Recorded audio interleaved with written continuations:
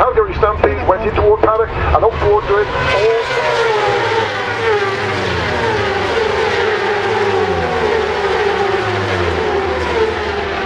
Hello boys and girls, it's Suffolk Andy here, standing on the River Stour, a little place called Cattleswade. And if you go up the river there a little way, you'll come out at Constable Country, Flatford Mill, and you can canoe from here, these jetties, and you can canoe all the way up to Sudbury, which will take you a good day, apparently. I've never done it.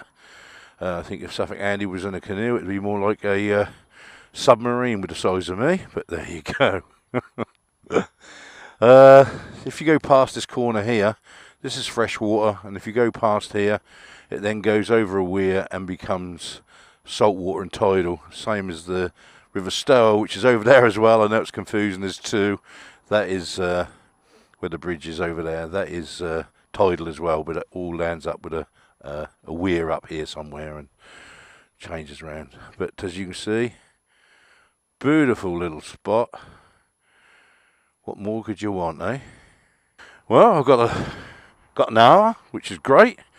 So I thought what I do is get back to the bike, get on the bike, go for a ride, and have another bloody good waffle, which I like.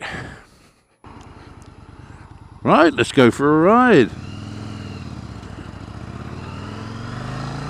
I thought we'd have a lazy little ride through Constable Country. It's such a nice part of the world, and have a bit of a waffle.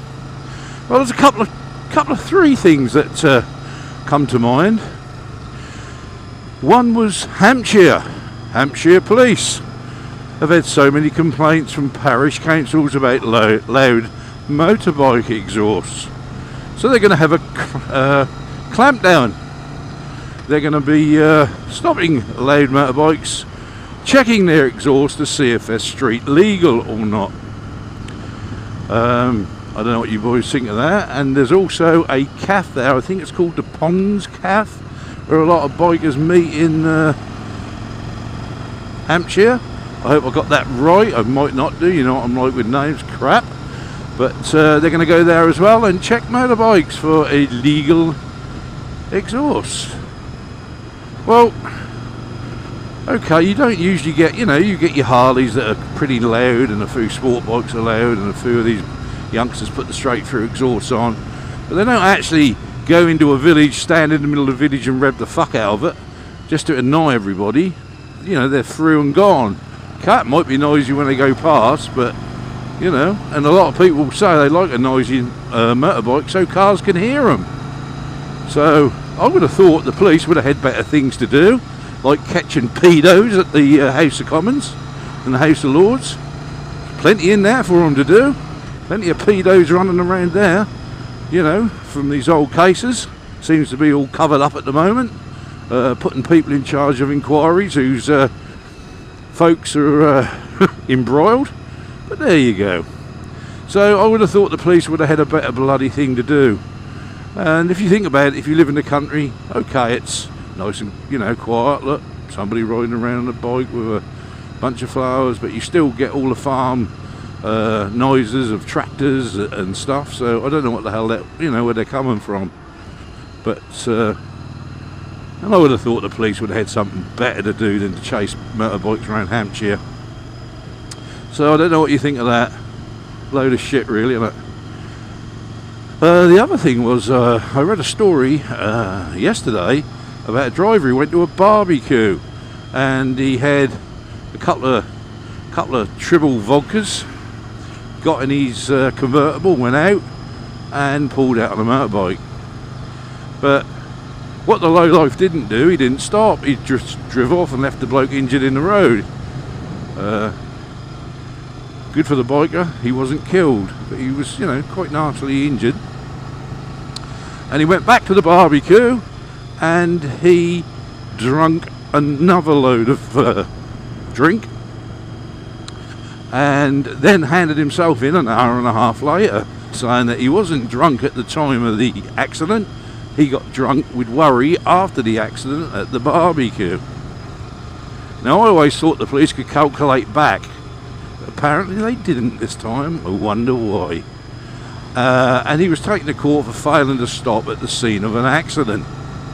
And he said, "Judge, I'm sorry, but I wasn't drunk, but I'm sorry, I wouldn't do it again."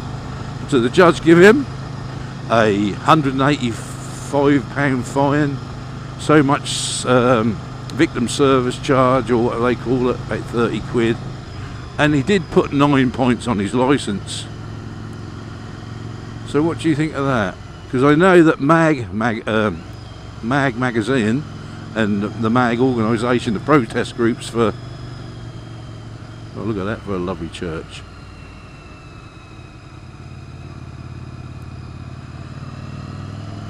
I see one of the only churches where the bell tower is actually in the graveyard. Yeah, so Mag are going in August to have some protest ride-outs for lenient sentences handed out to drivers who kill and maim bikers. So keep an eye open for that if you're interested in that. Might be worth, if they're in your area, to go along to that. So these lenient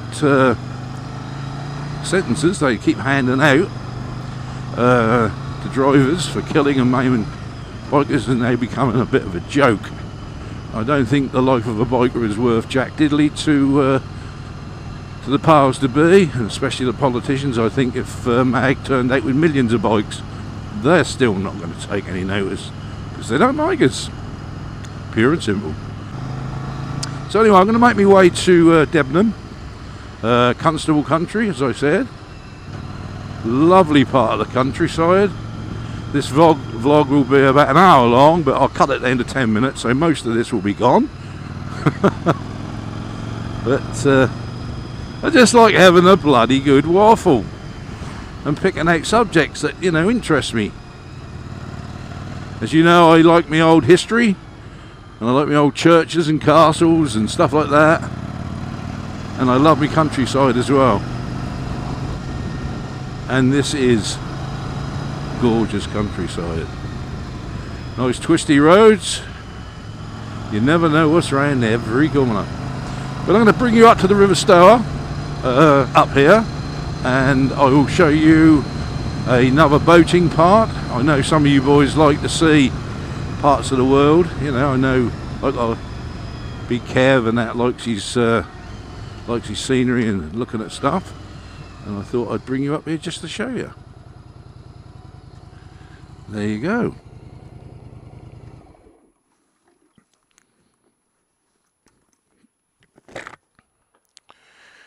Right, we travelled a few miles down from the Stour, from Catterswade. This is Debenham. This is where you get your boats, as you can see, and have a nice row down the river with the missus. Why don't you ever see the missus around and the bloke sitting in the back? It's all like, hey, I can row, you know.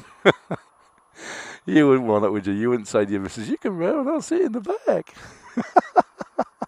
You just wouldn't, would you? It's just not badly done, is it? I can imagine me sitting in the back of that little boat and Mrs. P rowing me down the river. Nah, I don't think it's going to happen. But this is Debenham anyway, and this is where you get your boats. I don't know how much I had to hire out, but probably last time I went out I needed a second mortgage, but there you go. So let's ride into Debenham. This is very touristy. People come from all over the world, all the Chinese and the Japanese and every upper knees all come here to look around this place. It is a lovely place, I must admit. So we have a little ride halfway through it down this way, show you what it's like.